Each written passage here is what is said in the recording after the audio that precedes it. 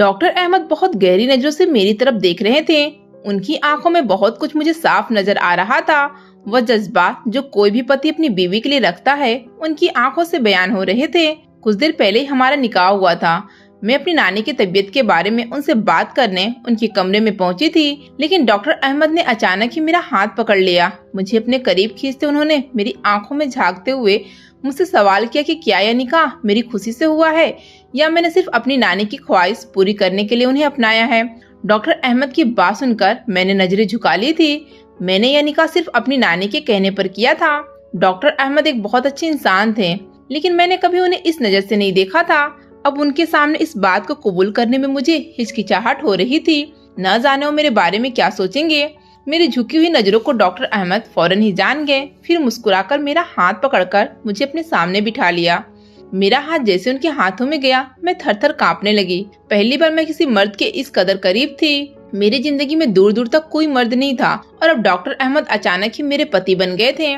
मेरी हालत देखकर वह कहने लगे, परेशान ना हो, मैंने बस इसलिए पूछा कि कहीं तुम्हारे साथ कोई जोर जबरदस्ती तो नहीं हुई। मैंने फौरन नहीं में सर हिलाया और कहा कि नहीं, मैंने ये रिश्ता अपनी मर्जी से कबूल किया है। मेरी अब बात सुनकर उनके चेहरे पर गहरी मुस्कुराहट आ गई।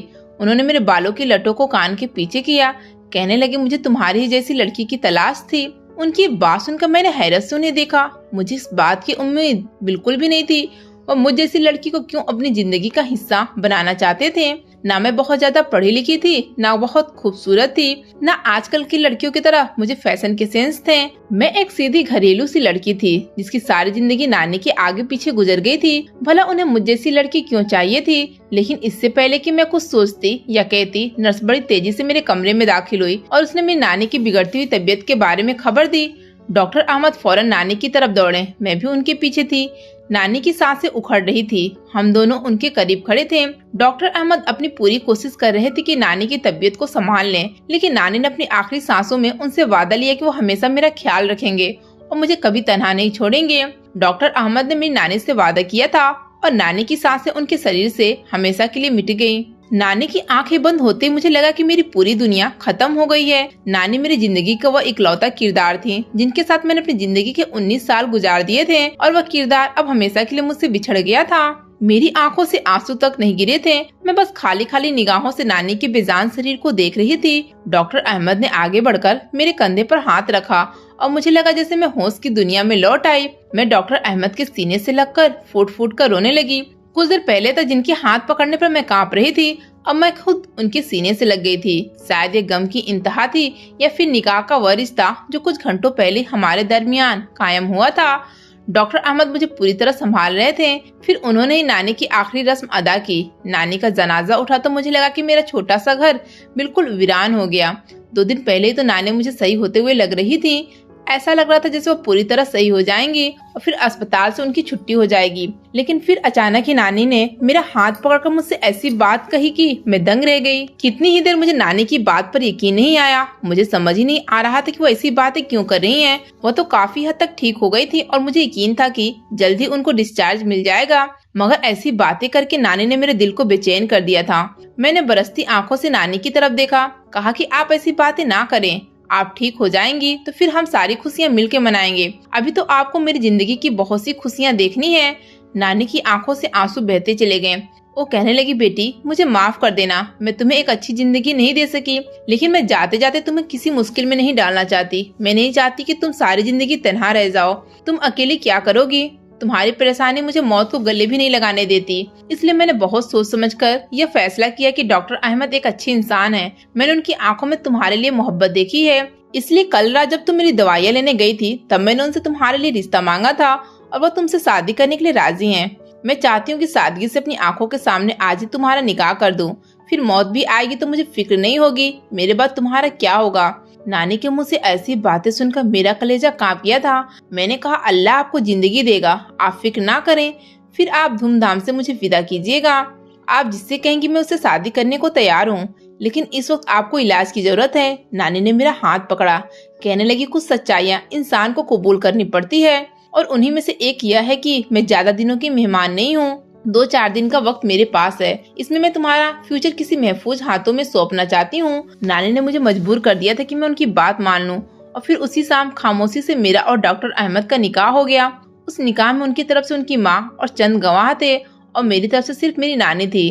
गवाह भी डॉक्टर अहमद ने ही अरेंज किए थे, क्योंकि मैं तो किसी को नहीं जानती थी और नानी के अलावा मेरा कोई नहीं था। डॉक्टर अहमद की माँ एक बहुत ही अच्छी और नेक औरत थी। उन्होंने मुझे खुले दिल के साथ कबूल किया था और नानी का ख्याल रखने को कहा था।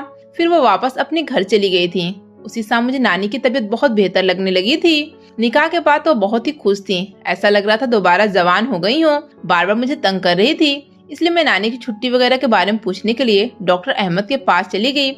मेरा ख्याल था कि अगली सुबह तक डॉक्टर उन्हें डिस्चार्ज कर देंगे, लेकिन डॉक्टर अहमद ने मुझे कुछ देर अपने पास रोक लिया और इतनी ही देर में नर्स दौड़ती हुई चली आई। उसने बताया कि नानी की हालत बिगड़ गई है और फिर जब हम गए तो नानी ने हमारी आंखों के सामने दम तोड़ दिया। नानी के इंतकाल ने मुझसे मेरा वजूद छीन लिया था। डॉक्टर अहमद ने हॉस्पिटल के सारे मामलात निपटाए थे और हम बॉडी लेकर वापस घर पहुंचे थे। अगली दोपहर तक नानी को दफनाया जा चुका था और मैं तन्हा रह गई थी। मेरी सास यानी डॉक्टर अहमद की मम्मी भी मेरी नानी के जनाजे में आई थी। नानी का दफन हो जाने के बाद वो कहने लगी, बेटी तुम यहाँ अकेले कैसे रहोगी? तुम्हें मेरे बेटे ने अपनी बीवी बना लिया है, इसलिए अब तुम हमारे घर चल सकती हो। मैंने रोते हुए कहा कि मैं इस घर को कैसे छोड़ दूं? यहाँ तो मेरी नानी की यादें हैं। वह कहने लगी, घर छोड़ने को कौन कह रहा है दुआ बेटी, जब तुम्हें यहाँ आना हो तुम आ सकती हो, लेकिन रात को तन्हा यहाँ रहना ठीक नहीं है। अहमद बेटा भी जब तमाम फर्ज से फ्री होकर वापस लौटा था तो उसका भी यही कहना था कि दुआ को यहाँ तन्हा रहने की अब जरूरत नहीं है, आप हमारे साथ चलो। और फिर उनके इतने कहने पर मैं नानी के घर को ताला लगा दिया। कुछ जरूरी सामान साथ लेकर एक नई मंजिल की तरफ चल पड़ी। डॉक्टर अहमद की गाड़ी में बैठे मैं खिड़की के शीशे से बाहर देख रही थी। आंसू मेरी आंखों से बह रहे थे। जिंदगी एक बार फिर एक नया रुख ले रही थी। अब से बहुत साल पहले जब मैं सिर्फ 6 साल की थी, उस वक्त भी मैंने एक ऐसा ही सफर किया था जिसने मेरी जिंदगी बदल दी थी। मैं जो अपने घर में अपने माँ बाप के साथ एक अच्छी जिंदगी गुजार रही थी, पूरी तरह से मेरी जिंदगी बदल कर रह गई थी। गाड़ी एक स्टॉप पर रुकी तो एक बच्ची अपने अब्बा का हाथ पकड़कर जा रही थी। उसके एक तरफ उसका बाप था, दूसरी तरफ उसकी माँ। एक हाथ में बैलून था, दूसरे हाथ में उसके अब्बा का हाथ था। उसे देखकर अतीत का वह लम्हा मुझे याद आ गया जो आज भी मेरी आंखों में ठहरा हुआ था। मैं सिर्फ 6 साल की थी। मेरी बर्थडे करीब थी। मैंने अब्बा से जिद की कि मैं गुलाबी रंग की फ्रॉक खरीदूंगी। मेरे कहने पर अम्मा भी अब्बा से कहने लगे कि हाँ, मेरी बच्ची की अच्छा सा बर्थडे करेंगे। अब्बा को भी कोई एतराज नहीं था और उस दिन मैं अपनी अम्मा और अब्बा का हाथ थामकर बाजार जाने के लिए निकली थी। मेरा एक हाथ अब्बा के हाथ में था, दूसरा हाथ अम्मा के हाथ में। एक तरफ अब्बा थे, दूसरी तरफ अम्मा। अचानक ही मुझे सड़क के दूसरी तरफ बैलून वाला नजर आया। उसे देखते मैं चीख उठी कि मुझे भी एक बैलून चाहिए। अब्बा कहने लगे, बेटा वो सड़क के उस पार है, मैं तुम्हें बाद में दिलवा दूंगा। लेकिन उस वक्त मैं बच्ची थी, जिस बात की जिद पकड़ लेती उस पर अटक जाती। अब बैलून के लिए मुझे जिद आई और मैं रोने लगी। अम्मा ने मेरी आंखों में आंसू देखे तो तड़प गईं। कहने लगी, एक बैलून की तो बात है, अपना मूड क्यों खराब करती हो? हम तुम्हारी बर्थडे का सामान लेने आए हैं, तुम रोगी तो मुझे अच्छा नहीं लगेगा। अम्मा कहने लगी, तुम अपने अब्बा के साथ सामने वाली दुकान तक जाओ और केक का ऑर्डर दो जो तुम्हें पसंद हो, मैं बैलून लेकर वापस आती हूँ। अब्बा ने मना करना चाहा, लेकिन अम्मा मेरे लिए कुछ भी कर सकती थी। वो फौरन रोड के दूसरी तरफ जाने के लिए आगे बढ़ गईं। लेकिन बीच सड़क पहुंची थी कि जब एक तेज रफ्तार गाड़ी आई और अम्मा को टक्कर मारकर चली गई। मेरी माँ मेरी आंखों के सामने ही मर गई। उन्हें बहुत चोटें आई थी। जब मैं और अब्बा रोते हुए उन तक पहुँचे तब तक भीड़ जमा हो चुकी थी। फिर किसी ने भीड़ में से एम्बुलेंस को कॉल कर दी। एम्बुलेंस वाले आए, लेकिन अम्मा को चेक करते ही उन्होंने बताया कि वो एक्सपायर हो चुकी हैं। उस वक्त मुझे एक्सपायर का मतलब नहीं मालूम था, लेकिन अब्बा की चीखें और लोगों की अफसोस भरी सदाएं बता रही थी कि मेरी अम्मा इस दुनिया में नहीं रही। मैं कितने दिन सदमे में रही। मेरी अम्मा का जनाजा उठ गया था। अब्बा बिल्कुल खामोश हो गए थे। ऐसा लगता था जैसे मुझसे खफा हों। न मेरी तरफ देखते थे न बात करते थे। दादी ने मुझे सीने से लगा रखा था। मैं उनके साथ साथ ही रहती थी। फिर एक दिन अब्बा ने दूसरी शादी कर ली और जब दूसरी माँ आई तो मेरे लिए उस घर में रहना मुश्किल हो गया, क्योंकि मेरी दूसरी माँ ने आते ही यह बात कही कि मैं अपनी माँ की कातिल हूँ। मैंने अपनी जिद की वजह से अपनी माँ को मार डाला। मैं एक 6 साल की बच्ची थी। जब मैंने ऐसी बात सुनी तो मेरे जहन पर बहुत बुरा असर पड़ा। मैं चीखने लगी, चिल्लाने लगी, रोने लगी, अपनी सौतेली माँ को बुरा कहने लगी। मैंने उनसे कहा, झूठ कहती हो तुम, मुझे अपनी माँ से बहुत मोहब्बत थी, मैं क्यों उन्हें मारूंगी। फिर धीरे धीरे मेरी और सौतेली माँ के दरमियान झगड़ा बढ़ने लगा तो मेरे अब्बा ने मेरा हाथ पकड़कर मुझे नानी के घर छोड़ दिया। यह भी न सोचा कि मैं वहाँ कैसे रहूंगी। माँ तो चली गई थी, मेरे सर से खुद ब खुद बाप का साया भी हट गया। दरअसल मेरे अब्बा मुझे मेरी माँ की मौत का कसूरवार मानने लगे थे। उन्हें अम्मा से बहुत मोहब्बत थी। शायद उन्हें यही लगता था कि अम्मा मेरी वजह से मर गई हैं। एक छोटी सी थैली में चंद कपड़े लिए मैं अपनी नानी के घर पहुंची। उस वक्त मुझे लगा था कि मैं बस चंद दिनों के लिए नानी के घर रहने आई हूँ, लेकिन कुछ ही अरसे के बाद मुझे यह बात समझ में आ गई कि मेरे अब्बा ने मुझे हमेशा के लिए मेरी बूढ़ी नानी के हवाले कर दिया था। नानी जो बिल्कुल तनहा थी, जब उन्हें मेरी जिम्मेदारी मिली तो वो फिर से जवान हो गई, मेहनत करने लगी, कपड़े सिलाई करके वो मेरा खर्चा उठाने लगी। जहाँ तक उनकी हैसियत थी, उन्होंने मुझे शिक्षा दिलवाई। मैंने सरकारी स्कूल से 10वीं पास की तो नानी की हिम्मत ने उनका साथ छोड़ दिया। वो सिलाई भी नहीं कर सकती थी, उनकी जगह मैंने सिलाई शुरू कर दी। आगे पढ़ने का ख्वाब अधूरा रह गया और मैं सिलाई करती चली गई। कभी कभी मेरा दिल चाहता था कि मैं अपने घर जाऊं, अपने बाप से मिलूं, लेकिन मेरा बाप तो मुझे मेरी माँ का ही कातिल समझता था, जिसने अम्मा के मरने के बाद ही मुझसे कभी बात नहीं की। मैं उसके पास किस हैसियत से जाती। चंद दिन ही तो मैंने अपनी सौतेली माँ के साथ गुजारे थे और फिर मेरे अब्बा ने मुझे मेरी नानी के हवाले कर दिया। शायद मेरी सौतेली माँ की यही ख्वाहिश थी। फिर अब्बा ने कभी पलटकर मेरी तरफ ना देखा। खर्चा तो दूर, अब्बा ने कभी मेरे हाल चाल तक न पूछा। शुरू में मैं बहुत ज्यादा उन्हें याद किया करती थी, लेकिन फिर धीरे धीरे मुझे समझ आ गया कि वो कभी लौट कर नहीं आएंगे। वो अपनी दूसरी बीवी के साथ अपनी जिंदगी में आगे बढ़ गए थे। मैंने नानी का हाथ थाम लिया। मुझे यकीन था कि सारी जिंदगी मेरा और अब्बा का कभी आमना सामना नहीं होगा, लेकिन मैं नहीं जानती थी कि मैं एक बार फिर जो नया सफर तय करने जा रही हूँ, उसमें वही मेरे सामने आकर खड़े हो जाएंगे। गाड़ी तेजी से सफर तय करते हुए एक बंगले में पहुँच गई। डॉक्टर अहमद ने मेरा सामान उठाया। फिर उनकी हमराही में मैं गाड़ी से उतरकर बंगले में दाखिल हुई। एक एक कदम मैं संभाल के रख रही थी। ये जिंदगी का वो नया सफर था जो मुझे नई उम्मीद के साथ शुरू करना था। मैं वह बच्ची थी जिसने 6 साल की उम्र में माँ को खोया था, और वह लड़की थी जिसने अपने आखिरी सहारे अपनी नानी को अपनी आंखों के सामने मौत की हिचकी भरते देखा था। रिश्तों को लेकर मैं बहुत निराश हो गई थी। मैंने खुदा से दुआ मांगी कि डॉक्टर अहमद का और मेरा साथ कभी न छूटे। लेकिन जैसे ही मैं डॉक्टर अहमद के घर में दाखिल हुई तो मुझे वो चेहरा नजर आया जिसे मैं कई सालों बाद देख रही थी, और वह कोई और नहीं बल्कि मेरा बाप था, जो बिल्कुल मेरे सामने खड़ा था। झुर्रियों भरा चेहरा, बीमार, अपनी उम्र से कहीं ज्यादा नजर आने वाला चेहरा। डॉक्टर अहमद क्या कह रहे थे मुझे कुछ सुनाई नहीं दे रहा था, ना कोई और मंजर दिखाई दे रहा था। बस मैं अपने बाप के चेहरे को ताक रही थी। आंसू मेरी आंखों में बह रहे थे और मेरी कान उन्हें सुनने को बेताब थी। लेकिन एक बार फिर मेरे अब्बा ने पूरी तरह खामोश हो गए। बिना कुछ कहे वो वापस पलट गए और बंगले के अंदर की तरफ चले गए। डॉक्टर अहमद ने मेरी आंखों में आंसू देखे तो फौरन से कहने लगे, दुआ, अब रोने की जरूरत नहीं है। तुम्हें इस घर में किसी चीज की कोई कमी नहीं होगी। यह तुम्हारा घर है। मैंने लड़खड़ाती जुबान में पूछा कि यह आदमी कौन था? डॉक्टर अहमद ने एक नजर उस तरफ डाली, कहने लगे, यह हमारे घर की सफाई सुथराई का काम देखते हैं। वैसे काम करने के लिए तो नौकर हैं, लेकिन इन पर नजर रखने के लिए हमने इन्हें रख लिया है। बेचारे बहुत मजबूर थे, हालात के सताए हुए थे, सड़क पर बैठे रो रहे थे, तो मैंने इन्हें अपने घर में जगह दे दी। फिर उन्होंने यहाँ काम करना शुरू कर दिया। डॉक्टर अहमद की बात सुनकर मैं हक्का बक्का रह गई थी। जहाँ तक मुझे याद था कि मेरे अब्बा की नौकरी तो बहुत अच्छी थी, अपना घर बाहर था। फिर दूसरी शादी के बाद वो काफी खुश थे, तो फिर वो सड़क पर डॉक्टर अहमद को कैसे मिले? इससे पहले कि मैं डॉक्टर अहमद को बताती कि वो मेरे अब्बा हैं, मेरी सास मेरे पास आ गई। उन्होंने मुझे मेरे कमरे में पहुंचा दिया, मुझसे बहुत मोहब्बत से पेश आने लगी, और फिर मुझ में हिम्मत ना हुई कि मैं अपने अब्बा के बारे में कोई बात करती। मैं तो उन्हें अब्बा कहने से भी डरती थी, क्योंकि माँ के मरने के बाद उन्होंने मुझे हर हक से दूर कर दिया था। ना मेरा कोई फर्ज निभाया था, ना कोई हक दिया था। मुझे यह भी खौफ था कि अगर मैं उन्हें अपना अब्बा कहती और वो मुंह फेर लेते तो क्या होता। थोड़ी देर बाद डॉक्टर अहमद कमरे में आए तो मेरी हालत देखते हुए उन्होंने मुझे नींद की दवा दी और सोने के लिए लिटा दिया। वो चाहते थे मैं आराम करूं, ज़हनी तौर पर ठीक हो जाऊं, और फिर इस शादी को हम पूरी खुशी और रजामंदी से आगे बढ़ाएं। मैंने दवाइयाँ ले ली और फिर मैं वाकई सो गई। अगले दिन डॉक्टर अहमद मजबूरन अस्पताल चले गए। वो जाना तो नहीं चाहते थे, लेकिन कोई बहुत सीरियस केस आ गया था, इसलिए उनको जाना पड़ा। मैंने भी उन्हें रोकना ठीक ना समझा।